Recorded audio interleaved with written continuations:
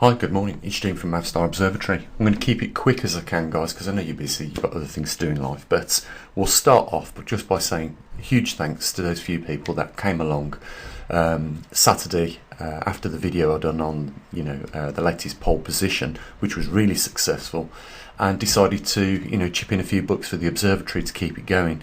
That's what it's all about, guys. I can do as much as I possibly can, my end, but funds are limited here, and it's great when people come together and we all do our little bit. We can keep the information going that we provide on the magnetic North Pole. Like I said in that video, it's not coming from the organisations that are being paid millions and millions of pounds to collect the data. They just won't share it with the public, yet they use public tax funding to do it. So what do we have to do in circumstances like that? Resort to what we can do, and as a team effort we've built that observatory to what it is today. So huge thanks to those guys. So we're looking at Earth Health at a glance. The reason why I do Earth Health at a glance is because I just want to save you the time of going to lots of other websites for your information. If we can get it all in one page on the website and keep it updated, it's very easy for you to see if something like earthquakes is on the massive increase and whether you should be alarmed by it or not. Same with CO2. So we're going to get straight into it just to save time. Looking at the CO2, 439 parts per million. Don't be alarmed by that, because when you compare CO2 with all the other atmospheric gases, it's a smidgen. Even though it is slightly up from, say, 30 years ago, it's negligent, because we have seen CO2 in the historical records go a lot higher than that. So nothing to worry about. Again, oxygen. The reason why we put the oxygen in there in the Earth Health at a glance is because some people genuinely are concerned. So we built the Luminox sensor for those people that was concerned, and every week or so on the Earth Health at a glance we'll update the amounts of oxygen in the atmosphere at that point in time. As you can see, it's 20%. Huge reservoir when you compare that microscopic pin of CO2 in the atmosphere. Really, CO2 is nothing to worry about. I mean, our atmosphere consists of massive amounts of nitrogen. No one ever goes on about that. In fact, it's the bulk of our atmosphere, nitrogen. And no one goes on about oxygen. Is there too much oxygen in our atmosphere? Because if it was at 50%, there would be a possibility we could ignite our atmosphere easily, and that would be the end of life on Earth. But no one's concerned about these things. It's because they're not putting the media and the climate alarmists aren't attached to these things. At the end of the day, if CO2 goes up, the plants are going to thrive. Like we're seeing from recent satellite footage, the deserts are going to go more greener. Okay, moving on, we've got the longitude and latitude of the latest magnetic North Pole at the moment, and that's taken every month. So this reading was from 3 days ago, but as we know, that has increased 20%.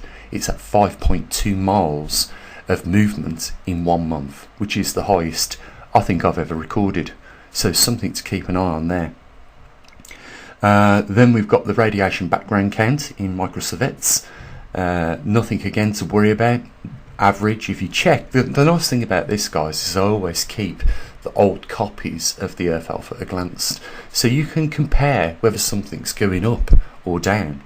Then we've got volcanoes. As you can see, I think it's gone up by 1, 28 last time I done a reading. I think it's been 28, 27, something like that. So it's only increased by 1. So although there's a lot of channels on YouTube talking about the amount of volcanoes that are erupting, it's only gone up by 1. And we only monitor the ones that are actually in eruption, as to give us, a foundation on how to, build our database over the year of what is going on with volcanoes. But at least we know we've got an active core, and that's a good thing. It hasn't solidified yet, like it did on Mars. And if it did, it would definitely shut down the magnetosphere like it did on Mars on Earth, and that'd be the end of life. We've got the latest earthquake recorded in the last 24 hours in Simbag, Indonesia.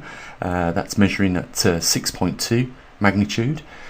Then we've got muons per hour, another bespoke piece of equipment which we built courtesy of MIT in the United States, giving us the blueprints and all the information on how to do that. All we had to do was compile all those components to put on the boards after we had them printed up ourselves and built the things. Not very easy, because if you've seen them, you're soldering with tweezers components like resistors and capacitors the size of fleas almost. So but we have the equipment, and by building it ourselves we've saved around about £6,000 on each detector that we've got out in the field. And if you follow us, got one here in the UK, one in Canada and one in Perth, Australia. In the main 2 out of the main 4 regions of interest that we've got at the moment. Sunspot numbers, there's 2 active regions on the sun, as you can see, and I think things are starting to pick up there. Solar X-rays are normal. The geomagnetic field at the moment is unsettled. That's possibly because we have some active regions on the sun, which is a good thing, guys. If we're getting more activity on the sun, it means that the heliosphere will increase and push out more cosmic radiation. It'll just alleviate us from one of the problems we're having right now with our jet streams as a result of cosmic rays increase. So if we start to see solar 25 pick up, we're going to be in a better shape, aren't we?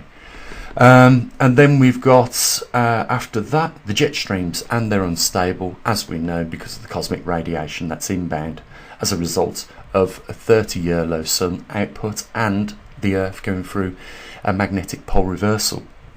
And there are the countries where our magnetometers are, and we know that Hong Kong is stable from the records that we get, although we are waiting for some data to come in from there, and we may have at some point in the future one of our magnetometers in Bali, which is a little bit closer to the equatorial region for us, which is good, because we want to know if Russia and Canada intensities are going to try and meet up together, or the South Atlantic anomaly, which is currently a rift in between those 2 intensities, is going to push it away.